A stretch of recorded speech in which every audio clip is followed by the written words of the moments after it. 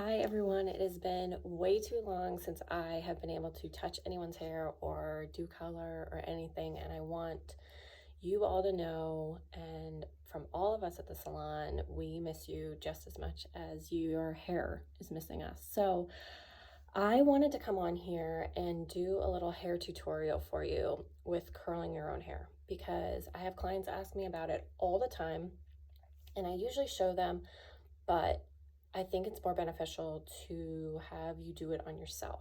So maybe with some extra time that you have at home, this can be a video that you can refer back to.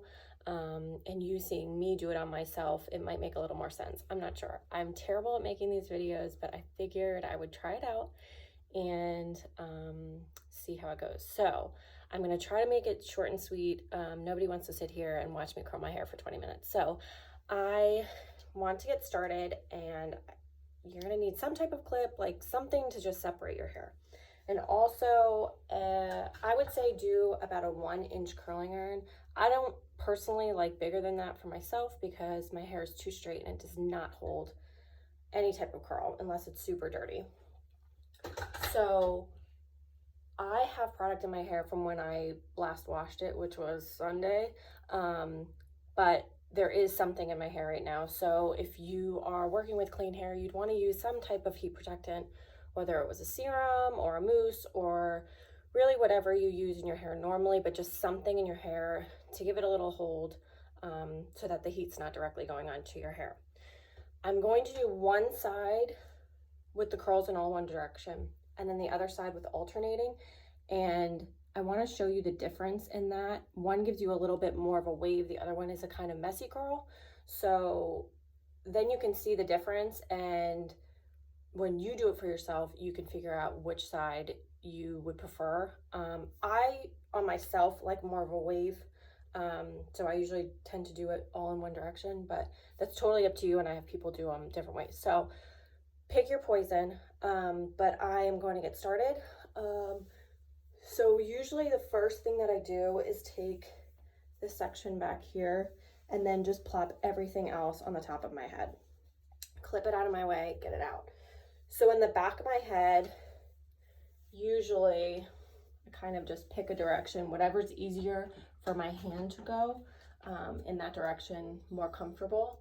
So I take and I open my curling iron and I go from top to bottom. So I go with my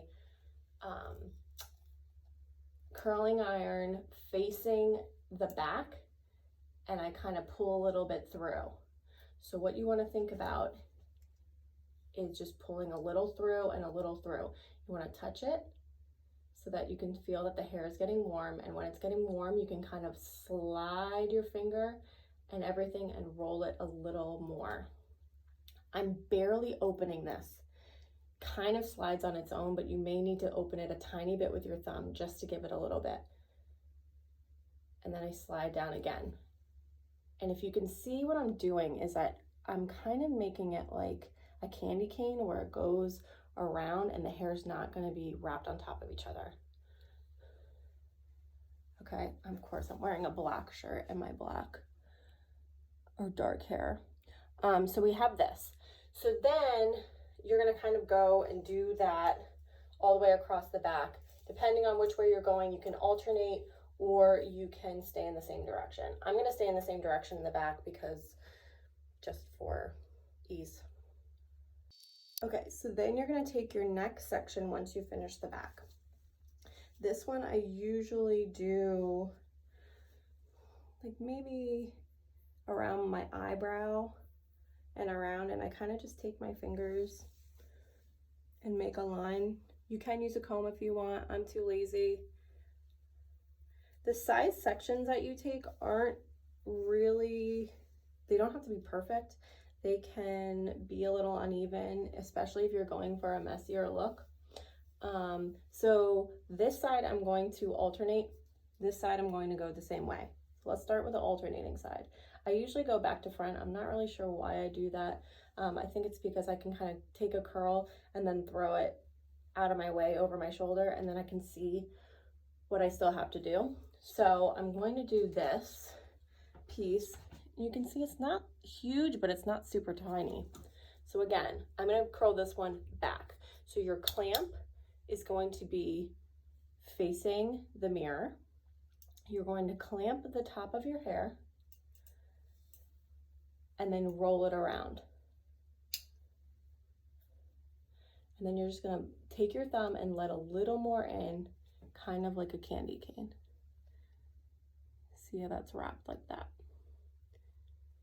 So now that this part is getting a little warm, you can kind of start easing that part out and then go toward the end.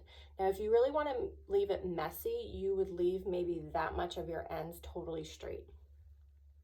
And then you would get like a messier undone look. This, I'm kind of going to the ends just so that it goes a little bit smoother since I haven't done really anything with my hair recently. Okay, so then I kind of just push the curl back. Now the next one I'm going to do, since we did that one back, I'm going to do this one toward my face. So then the clamp would be toward the back of the room, and you're going to roll it this way. You're going to let a little more in.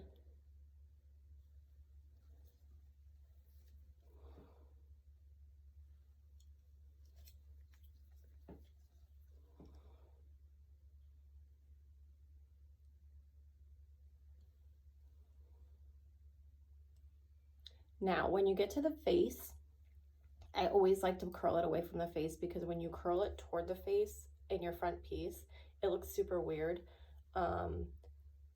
And it kind of like keeps falling into your face after you style it. So me personally, I always curl it away.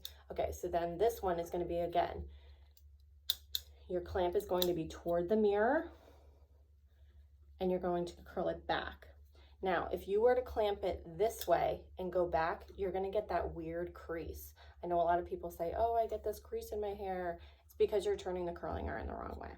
So you always want to curl away from where the clamp is, if that makes sense. So I'm going to curl this piece. I'm going to start at the top, let a little in, wait a second. You don't want to overload your curling iron barrel with too much hair, because you're just going to have to do the piece over again.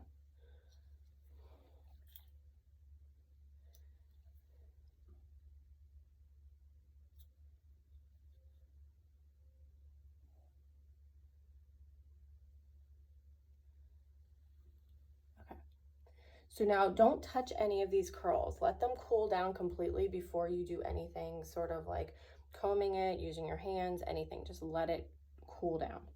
So we're going to move on to the next side, and we're going to have this piece, and we're going to go through it and then curl them all in the same direction. So I'm curling them away from my face. I'll start from the back again. Okay, so this second section is down. I have this side curled back. This side are alternated curls. So I kind of just always push it behind my shoulders, get it out of my way so I can get the next section down. Okay, so then this one I kind of end up taking about that much, and then you leave like a little mohawk section. I take a little from the back too, which I hate doing this piece. This is probably the hardest piece to do on my own head, because your arms just don't really go that way, so it makes it a little difficult. Okay, so clip up your other. All right, so I'm gonna do this awkward piece in the back. Pick your direction that you were going in. Okay, so now I'm going to go on this side again, alternating my directions. So I'm going to do this one forward. So I'm going to clamp it with the clamp to the back, pulling it forward, rolling it, waiting for this hair to get a little hot.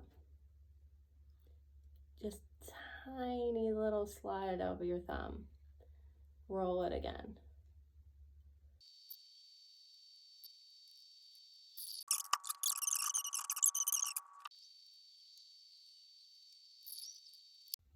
Okay, so now that all your hair is curled, it's important before you start combing out with either your fingers or a brush to make sure your curls are cooled.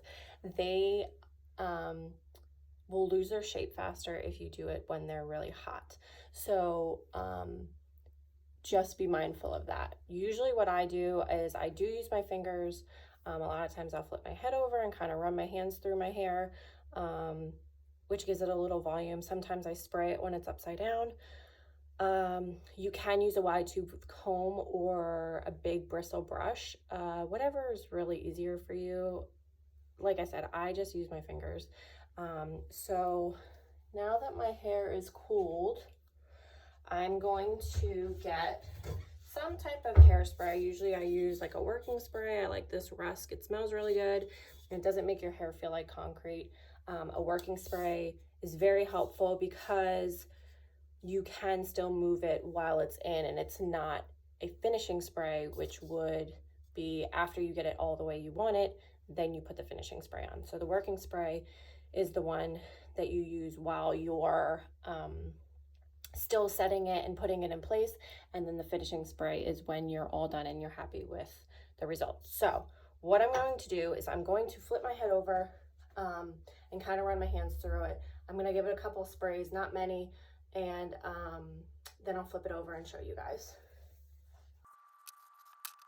So this side you can see is kind of going into its own little wave, and usually if there's any little flyaways, I will kind of spray it and like work my fingers and like make the wave a little more defined. And then this side is a little more textured and fun and crazy. So depending on how you want your curl, and I just sprayed myself in the eye, you can choose the direction of your curling iron.